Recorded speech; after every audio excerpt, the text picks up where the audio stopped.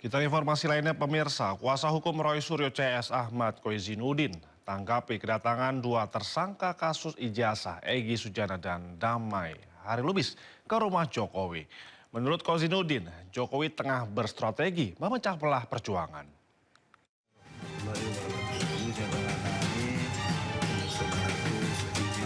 Buku inilah yang dijadikan buah tangan oleh Egy Sujana saat ia dan Damai Hari Lubis bertandang ke rumah Jokowi di Solo, Jawa Tengah. Rupanya buku itu hanya perantara saja. Menurut Sekjen Relawan Jokowi Muhammad Rahmat, Egy dan Damai datang ke rumah Jokowi untuk meminta maaf setelah keduanya menjadi tersangka kasus pencemaran nama baik terkait isu ijazah Jokowi. Memang betul Bapak Jokowi memberikan maaf kepada Bapak Egy Sujana dan Pak Damai Hari Lubis. Walaupun sudah mendapatkan maaf dari tuan rumah, namun menurut kuasa hukum Jokowi Yakub Hasibuan, pemberian maaf dari Jokowi tidak serta-merta berdampak terhadap proses hukum yang sedang dihadapi keduanya. Walaupun nanti ada pergerakan atau ada kebijakan atau ada diskusi mengenai kelanjutan ini, apakah itu nanti akan ada restoratif justice, apakah itu nanti ada plea deal, apakah nanti ada juga keringanan dalam hal penegakan hukum, apakah di persidangan ataukah di penyidikan, itu nantinya tentunya akan kami serahkan juga kepada pihak penyidik, karena sekarang kan masih di penyidikan. Sementara itu, menurut kuasa hukum Roy Suryo Ahmad Koizzinuddin, kedatangan Egy dan Damai Hari Lubis hanya akal bulus Jokowi saja yang ingin memecah belah perjuangan membongkar kasus ijazah Jokowi. Yang kami menilai ini adalah bagian dari strategi Saudara Joko Widodo untuk memecah belah perjuangan dari tim kami, klien kami Roy Suryo dan kawan-kawan untuk bisa membongkar kasus ijazah palsu.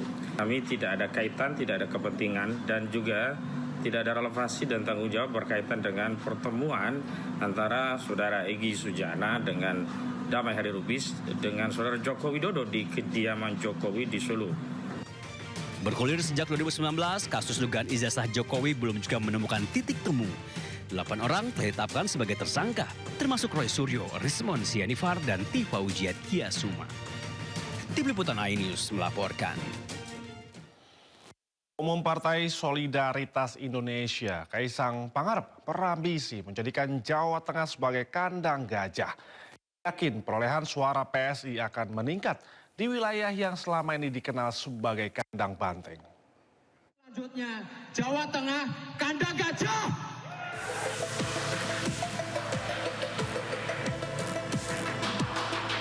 Ketua Umum Partai Solidaritas Indonesia Kaisang Pangarep bertekad menjadikan Jawa Tengah sebagai kandang gajah.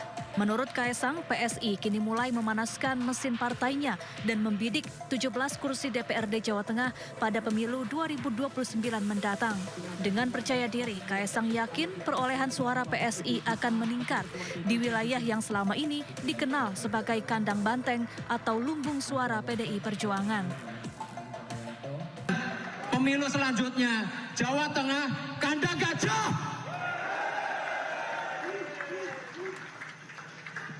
Wes rasa kandang-kandangan sing liyane.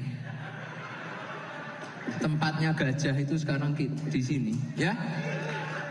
PSI hadir untuk masyarakat Jawa Tengah.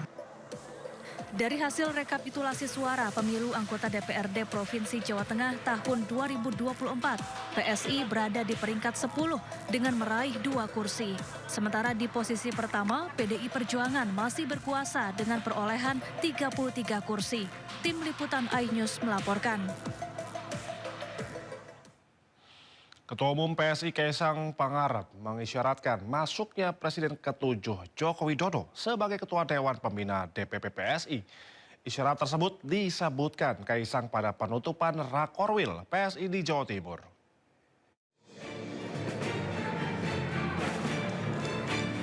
Ketua Umum PSI Kaisang Pangarep mengisyaratkan masuknya Presiden ke-7 Joko Widodo sebagai Ketua Dewan Pembina DPP PSI.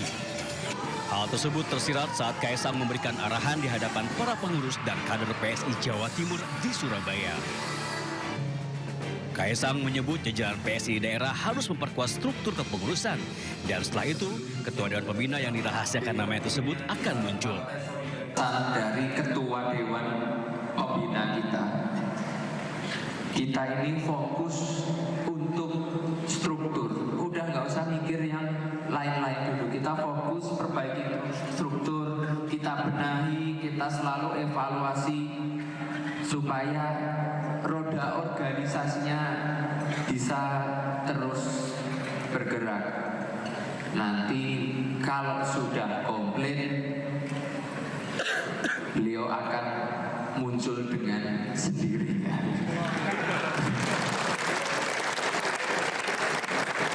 Kalau sekarang kan masih ngumpet-ngumpet, walaupun nggak ngumpet-ngumpet juga ketahuan juga.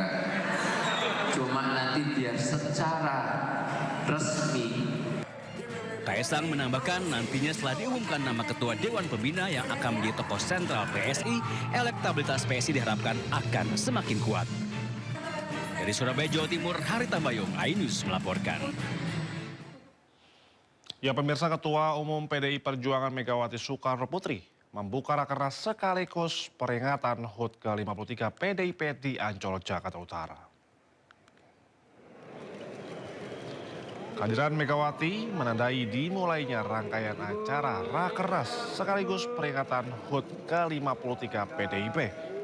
Megawati datang didampingi Ketua DPP PDIP bidang ekonomi kreatif sekaligus sang putra, Muhammad Prananda Prabowo. Megawati yang disambut Sekjen PDIP, Hasto Kristianto, langsung menaiki eskalator untuk menuju ruang rakernas.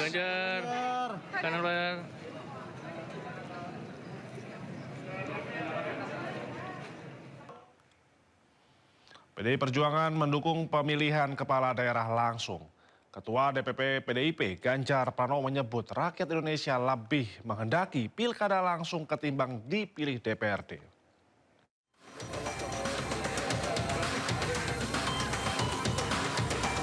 Ketua DPP PDI Perjuangan Ganjar Pranowo mengklaim partainya mendukung pemilihan kepala daerah dipilih oleh rakyat atau pemilihan langsung. Menurut Ganjar, rakyat Indonesia lebih menghendaki pilkada langsung ketimbang dipilih DPRD. Pernyataan ini dilontarkannya di tengah parpol lain meminta pilkada dipilih pihak legislatif. Oh ya, kita kan sudah jelas ya, beberapa kawan-kawan sudah menyampaikan. Perdebatannya sudah cukup panjang. Kita pernah pemilihan DPRD era Orde Baru. Lalu dengan adanya reformasi kemudian masyarakat menghendaki itu secara langsung. Kemudian dibuatlah undang-undang. Pada saat undang-undang dibuat, saat itu dipilih DPRD. Era Pak SBY kemudian membuat Perpu. Dan kemudian diberlakukan undang-undang langsung. Nah, pada saat itu ujian-ujian ke judicial review ke Mahkamah Konstitusi juga sudah mengatur bahwa ini rezim pemilu, maka langsung. Kalau kita mau reduksi lagi, rasanya kita akan mengalami kemunduran pada soal itu. Jadi sikap PDI Perjuangan sangat jelas, kita dukung pemilihan kepala daerah secara langsung. Sebelumnya wacana pilkada dipilih DPRD menuai kritik dari kalangan masyarakat sipil. Sejumlah pihak menilai pilkada melalui DPRD berpotensi menjadi kemunduran demokrasi. Dari Jakarta, tim liputan iNews melaporkan.